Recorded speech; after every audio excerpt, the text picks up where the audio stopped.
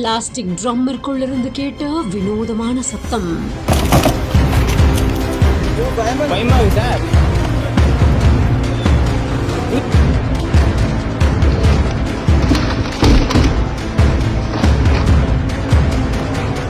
அச்சுறுத்திய ராஜநாகம்.